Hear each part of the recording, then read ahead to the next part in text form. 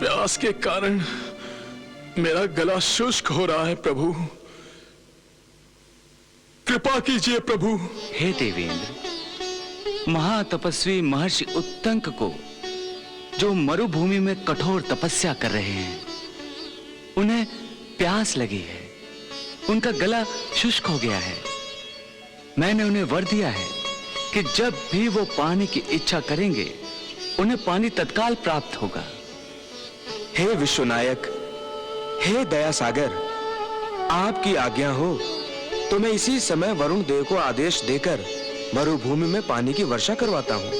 महर्षि उत्तंक को मैं पृथ्वी लोक वासियों के लिए प्रेरणा का स्रोत बनाना चाहता हूँ। इसलिए मैं महर्षि उत्तंक को पानी के बदले अमृत पिलाकर उनका मान करना चाहता हूँ।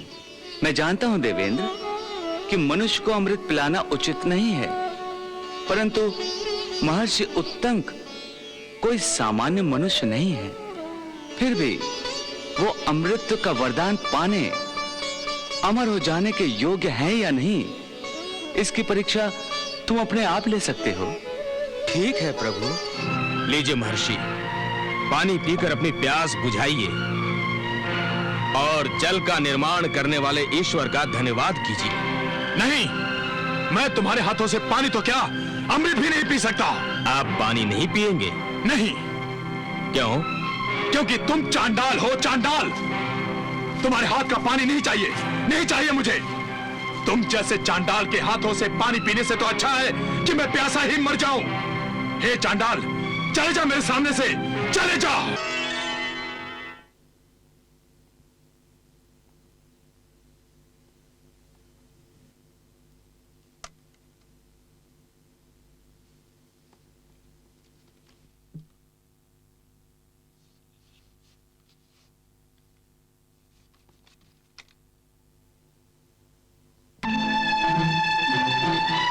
इस मरुभूमि में अब पानी कहां मिलेगा?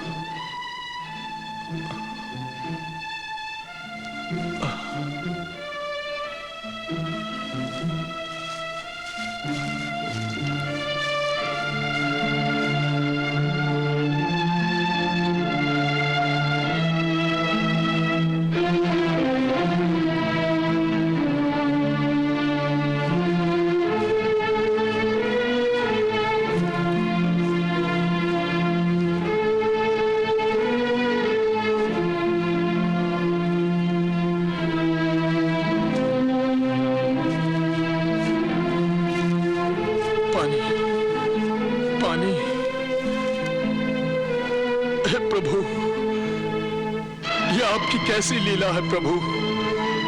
आप ही ने तो मुझे वरदान दिया था कि जब भी मुझे जल ग्रहण करने की इच्छा होगी, मुझे इस मरुभूमि में तत्काल जल प्राप्त होगा।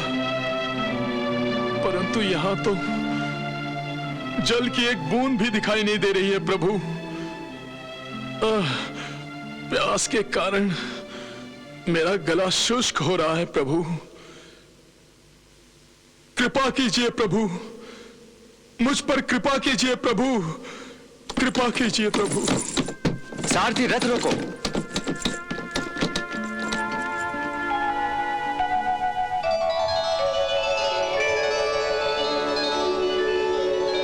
प्रणाम भगवान।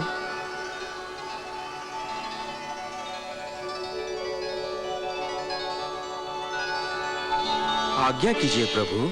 हे देवेंद्र, महातपस्वी महर्षि उत्तंक को, जो मरुभूमि में कठोर तपस्या कर रहे हैं, उन्हें प्यास लगी है, उनका गला शुष्क हो गया है। मैंने उन्हें वर दिया है कि जब भी वो पानी की इच्छा करेंगे, उन्हें पानी तत्काल प्राप्त होगा। हे विश्वनायक, हे दया सागर, आपकी आज्ञा हो तो मैं इसी समय वरुण देव को आदेश देकर मरुभूमि में पानी की वर्षा करवाता हूँ। देवेंद्र, महर्षि उत्तंक महात्मा हैं, लोक कल्याण के लिए तपस्या कर रहे हैं। उन्होंने जो वरदान मुझसे मांगा है, उसमें भी उन्होंने प्रजा का कल्याण ही देखा है। स्वार्थी मनुष्यों से भरे इस पृथ्वी लोक पर निस्वार्थ की प्रतिमा महर्षि उत्तंग को मैं पृथ्वी लोक वासियों के लिए प्रेरणा का स्रोत बनाना चाहता हूं। इसलिए मैं महर्षि उत्तंग को पानी के बदले अमृत पिलाकर उनका मान करना चाहता हूं। इसी कारण मैंने तुम्हें बुला लिया है। देवेंद्र, तुम स्वयं जाकर भृगुनंदन उत्तंक को अमृत प्रदान करो। मैं जानता हूं देवेंद्र कि मनुष्य को अमृत पिलाना उचित नहीं है, परंतु महर्षि उत्तंक कोई सामान्य मनुष्य नहीं है। फिर भी वो अमृत का वरदान पाने, अमर हो जाने के योग्य हैं या नहीं, इसकी परीक्षा तुम अपने आप ले सकते हो। ठीक है प्रभु, यदि भृगुनंदन महात्मा उत्तंग को अमृत देना आवश्यक है तो मैं इसी समय जाकर चांडाल का रूप धारण करके उनसे मिलता हूं और उन्हें अमृत प्रदान करता हूं।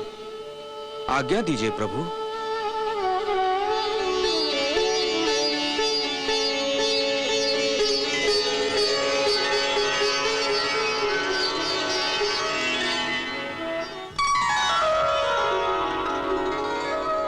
अब चांडाल का रूप धारण करके मैं महर्षि उत्तंग की परीक्षा लूंगा।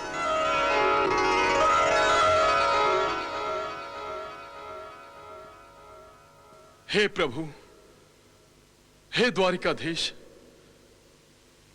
आप ही ने तो कहा था कि जब मुझे प्यास लगेगी तो इस मरुभूमि में जल मिलेगा, परंतु अब तक यहां कहीं जल दिखाई नहीं दे रहा है। कृपा करें प्रभु, अपने वरदान की लाज रखें। प्रभु, प्रभु! प्रणाम महर्षि।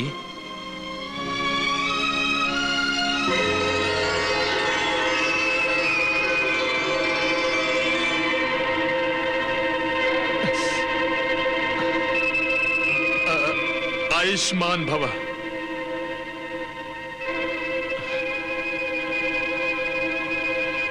मैं आपके दर्शन से धन्य हो गया महर्षि, धन्य हो गया।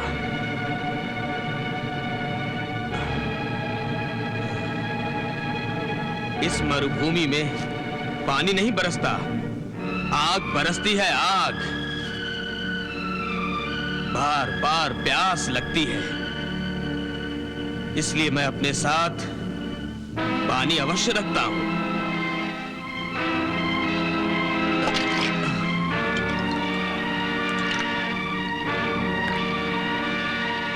आपको भी प्यास लगी है ना भृगुनंदन? नहीं।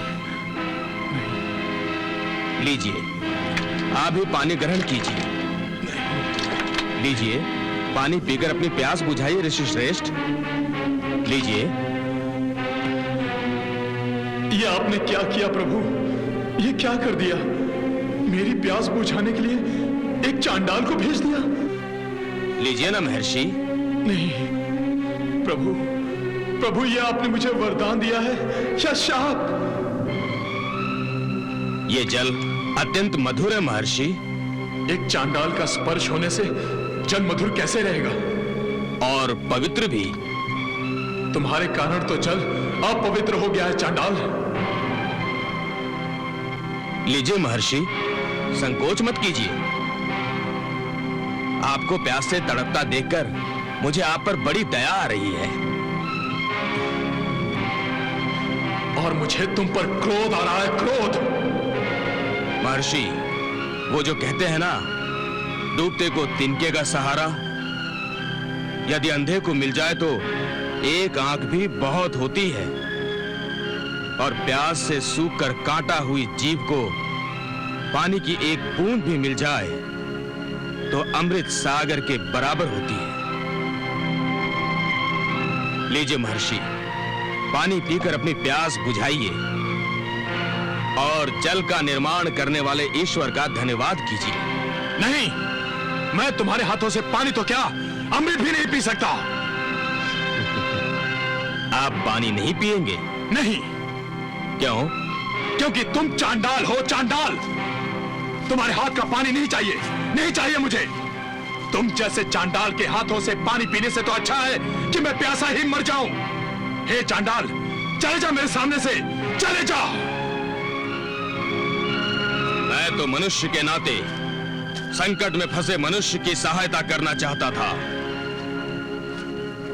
एक मानव और दूसरे मानव में कोई भेदभाव नहीं होता, पर आप जैसा महर्षि भी ऐसा समझता है तो कदाचित मैं ही भूल कर रहा हूं।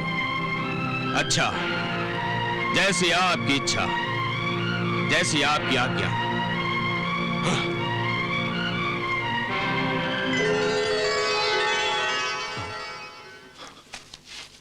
अरे ये क्या? वो चांडाल कहां लुप्त हो गया? ये कैसे हो गया? क्या वो मेरी आंखों का धोखा था? नहीं, वो धोखा नहीं था। तो फिर वो था कौन? साधारण मनुष्य तो अचानक न सामने आते हैं न ये तुरंत लुप्त हो जाते हैं। मैंने उसके हाथों से पानी पीने से मना करके कहीं कोई भूल तो नहीं की? कहीं ऐसा तो नहीं कि प्रभु ने मेरी परीक्षा लेने के लिए चांडाल के रूप में किसी देवता को भेजा था?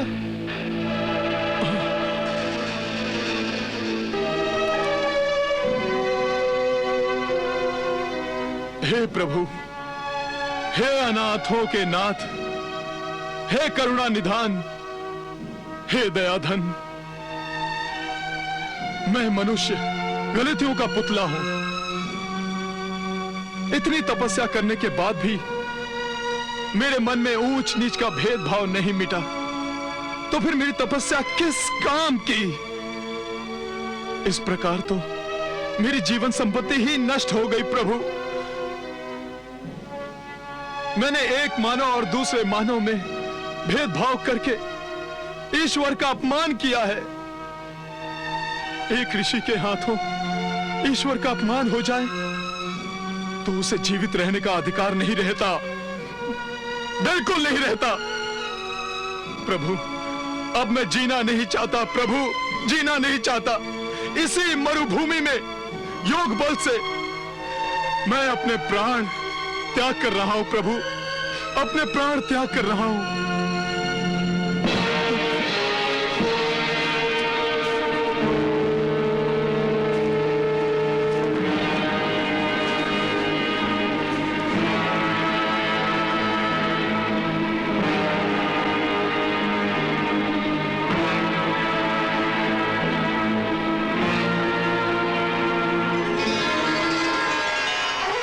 रुक जाइए भृगुनंदन।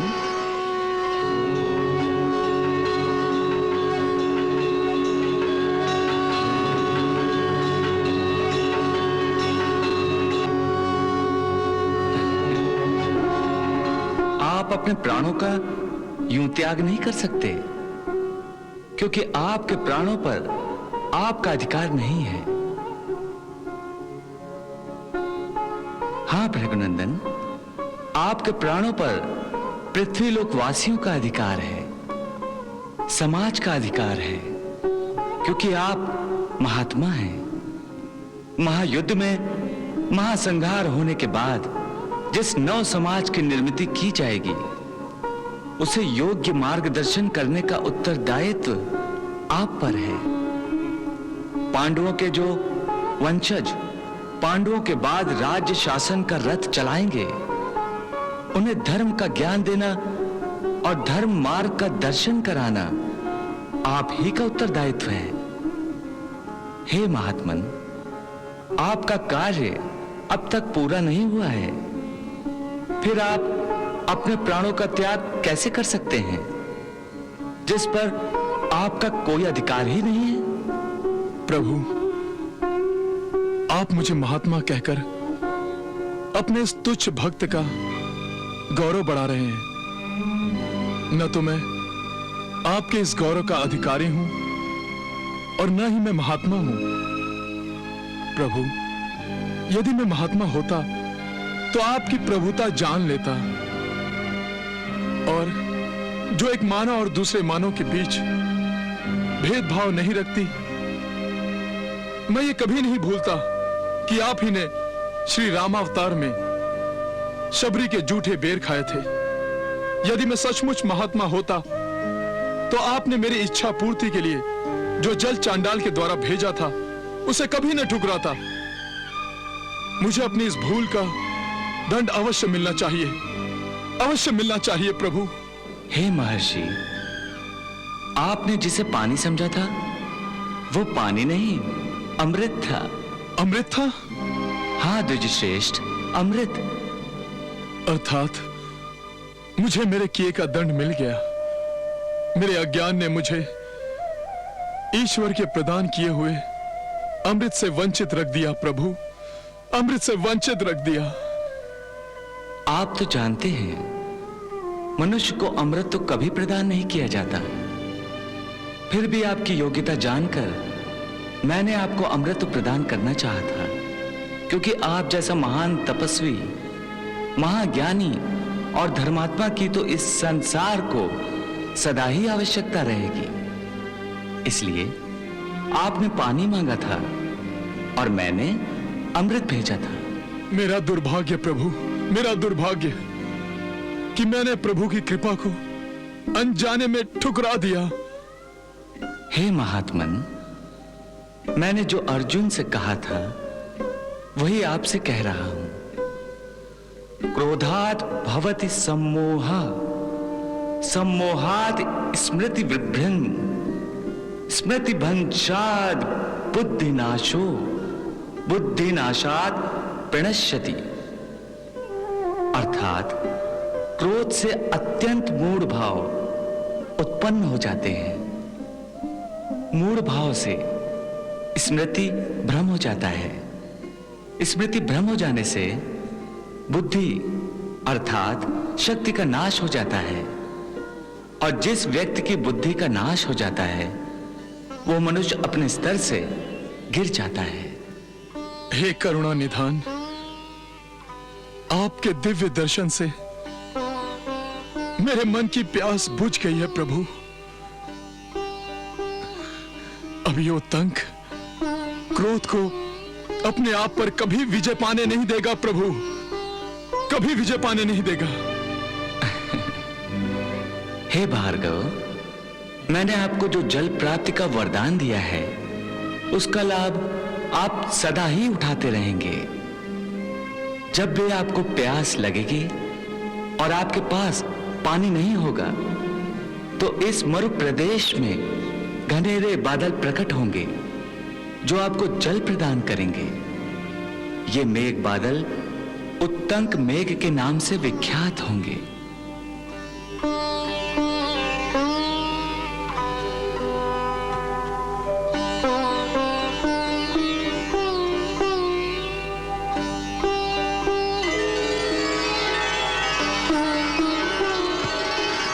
देवी, आपको किसी साधारण मनुष्य की भांति भावनाओं के भंवर में यूं चक्कर नहीं खाना चाहिए। भावना मनुष्य का आभूषण है, देवी देवताओं को शोभा नहीं देता। मैं पांचाली द्रौपदी का मोहित हो जाना, विकारों से ग्रस्त हो जाना तो समझ सकता हूं, परंतु आपका नहीं। कदाचित आप भूल गई हैं कि आप स्वयं कौन हैं। देवी, भावना से कर्तव्य श्रेष्ठ है, धर्म श्रेष्ठ है। तनिक सोचिए, यदि मैं भी आपकी भांति विकारों के अधीन होकर अपना कर्तव्य, अपना धर्म सब कुछ भूल गया होता तो क्या होता देवी? अनर्थ, महाभयंकर अनर्थ हो जाता। देवी, अब मेरा अवतार कार्य पूर्ण होने को आया है। पृथ्वी से विदा लेने का समय अब शीघ्र ही आ जाएगा, और आप मुझ पर अब भी रुष्ट हैं? नहीं प्रभु, मुझसे भूल हो गई। मुझे क्षमा कर दीजिए प्रभु। असुरेश्वर वज्रनाभ की जय, असुरेश्वर वज्रनाभ की जय, असुरेश्वर वज्रनाभ की जय, असुरेश्वर वज्रनाभ की जय। मेरे शूर सेनानियों और वीर सैनिकों, आपके बाहुबल और शौर्य पर आज तक मैंने अपने शत्रुओं को अपने सामने नाक रगड़ने पर विवश किया है। हमारी सेना के घोड़ों की टापों को सुनकर शत्रु भागते दिखाई देते हैं। मेरे नाम से वास्तव में आपकी धाक बैठी है। शत्रुओं के हृदय में आपका भय और मुंह में मेरी जय जयकार होती है। असुरेश्वर वज्रनाभ की जय।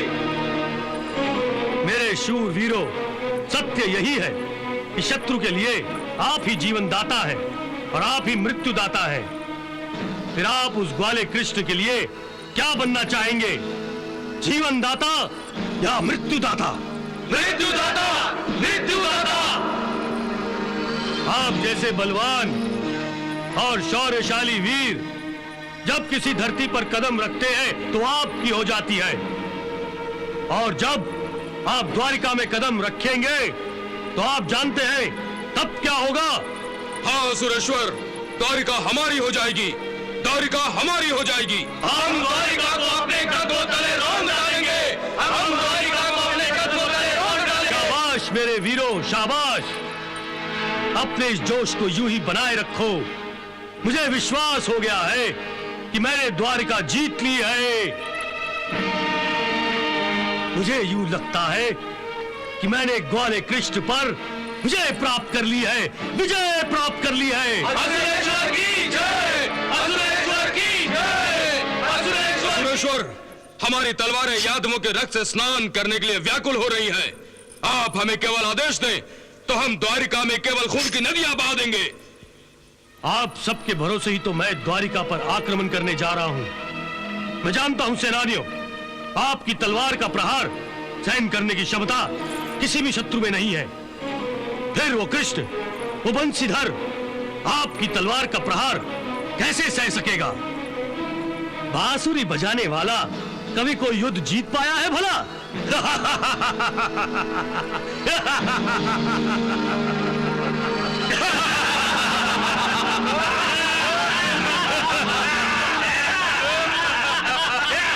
ये कृष्ण और बलराम की जोड़ी भी बड़ी विचित्र है। एक का शस्त्र बांसुरी है, दूसरे का हल। ये दोनों आपसे कैसे सामना कर पाएंगे?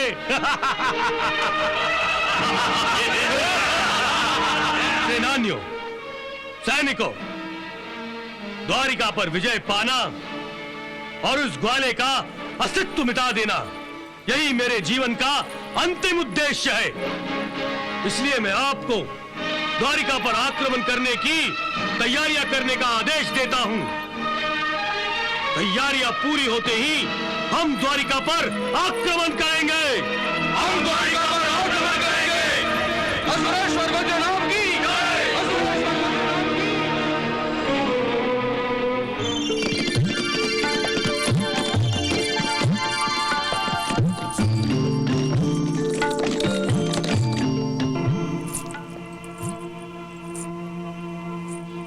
प्रभु द्वारिका में नहीं है तो ऐसा लग रहा है जैसे यमराज ने द्वारिका और द्वारिका वासियों के प्राण ही शरीर से खींच लिए हों। कितने दिन हुए मुरली मनोहर की बांसुरी से मनभावन सुर ही नहीं सुने।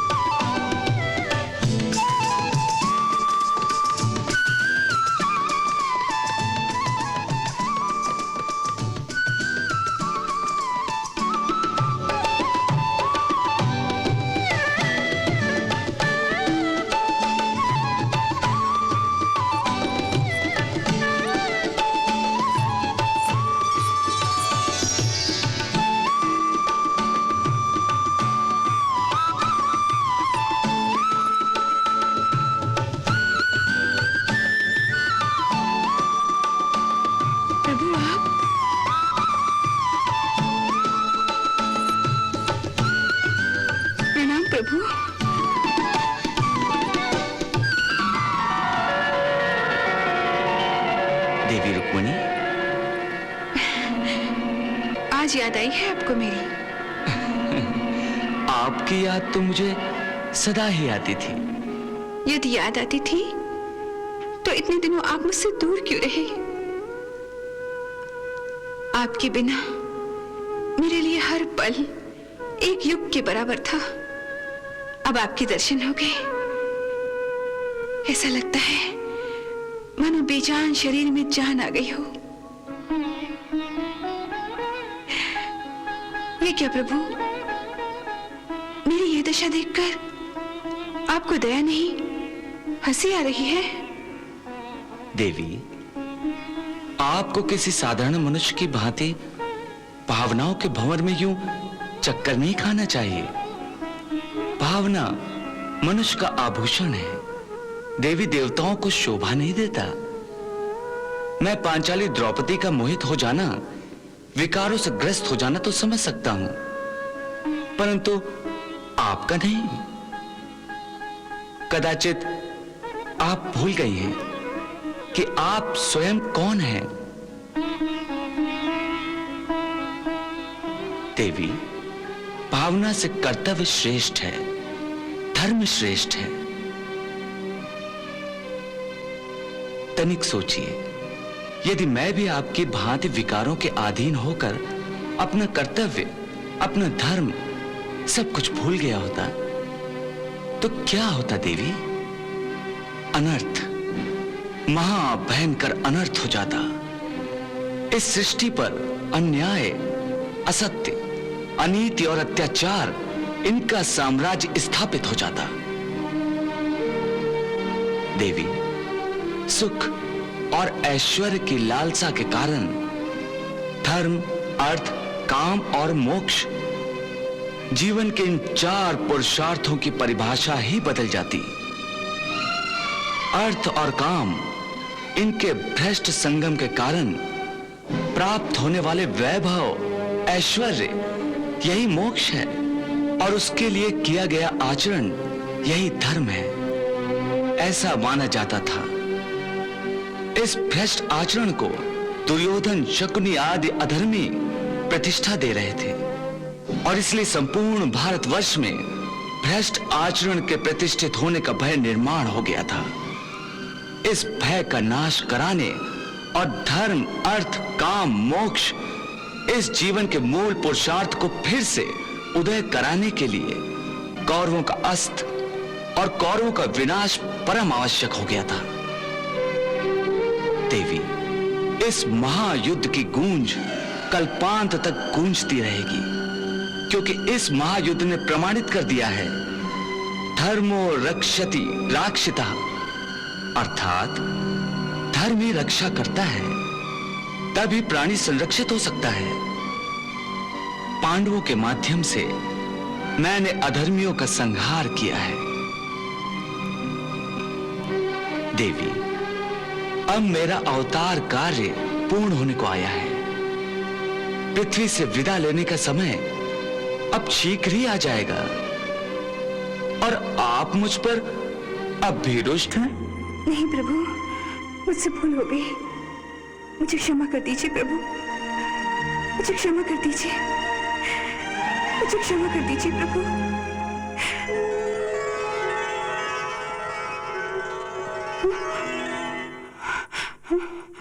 प्रभु, कहाँ हैं आप? कहाँ चले गए प्रभु?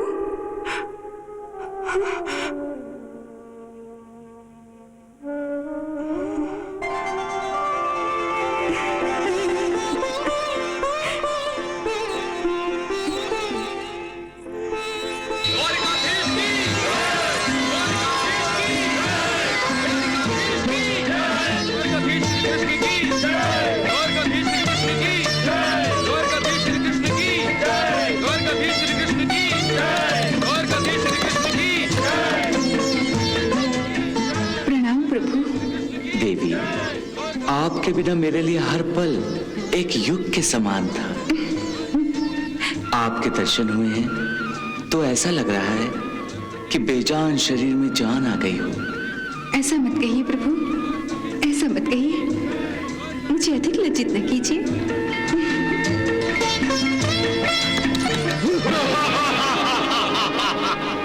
असुरेश्वर वज्रनाभ को चरवाक का प्रणाम। चरवाक, मेरे मित्र, कहां थे तुम? मैं द्वारिका में था असुरेश्वर। द्वारिका में? क्या कृष्ण का स्वागत करने गए थे? कृष्ण का स्वागत तो मैं अपने ढंग से करूंगा, परंतु इस समय उसका द्वारिका में शानदार स्वागत हो रहा है। यदि आप आज्ञा दें तो मैं इस स्वागत समारोह को शोक समारोह में बदल दूं। वो कैसे? कृष्ण का स्वागत करने वाली भीड़ का मैं भी एक अंश बन जाऊंगा और उसी भीड़ का लाभ उठाकर मैं अपनी माया से, अपने बल के प्रयोग से कृष्ण की ही नगरी में कृष्ण का वध कर दूंगा। और फिर हम अवाक और हतबल द्वारिका पर आक्रमण करके द्वारिका को शमशान भूमि बना देंगे। वाह चरवाक वाह, तुम्हारी इस कुटिल योजना को हमारा आशीर्वाद है। जाओ और कृष्ण का वध करके इस शुभ समाचार को हमें सुनाने तत्काल लौट आओ। जाओ। जो आज्ञा सुरेश्वर।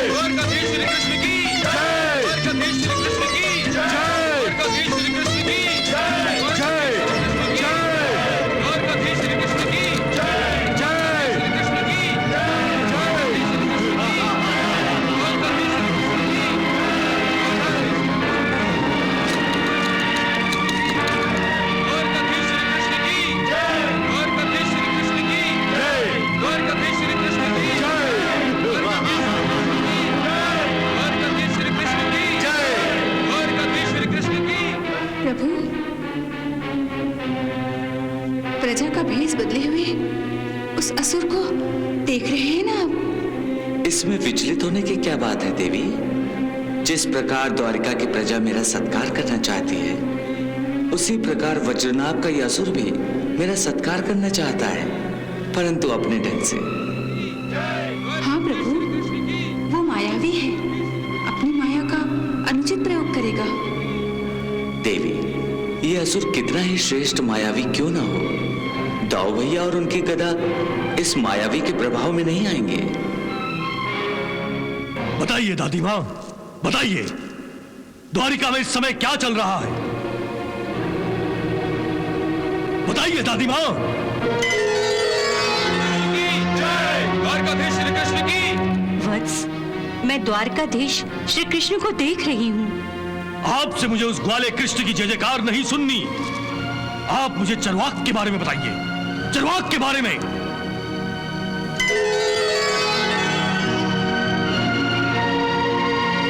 क्या कर रहा है वो? तुम्हारा चरवाक वासुदेव श्री कृष्ण पर फूलों की वर्षा कर रहा है।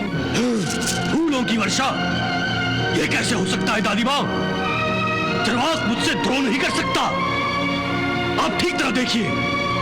मैंने ठीक ही कहा है वत्स।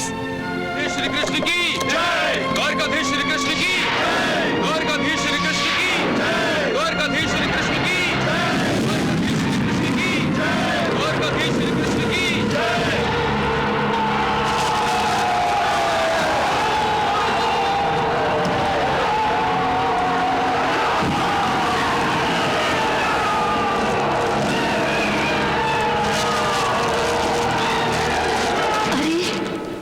दादी माँ, क्या देखा आपने? वज्रनाभ, अनर्थ हो रहा है, भयंकर अनर्थ हो रहा है। चरवाक ने जो फूल न्यौछावर किए थे वो आग के गोलों में बदल रहे हैं वत्स। मैंने कहा था ना दादी माँ, चरवाक मुझसे द्रोह नहीं करेगा।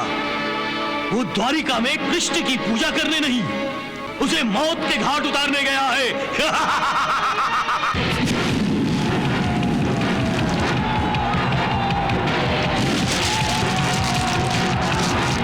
पानी वर्षा?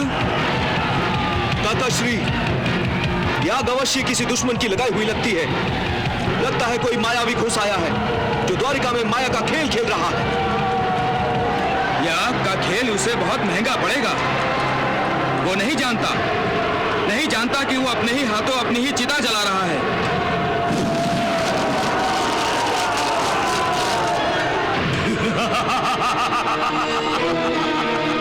कृष्ण अब नहीं बचेगा दादी माँ, कृष्ण अब नहीं बचेगा। चरवाक के आग के गोलों से जलकर उसकी लाश भी राख हो जाएगी, जिससे उसका क्रियाक्रम करना भी असंभव हो जाएगा।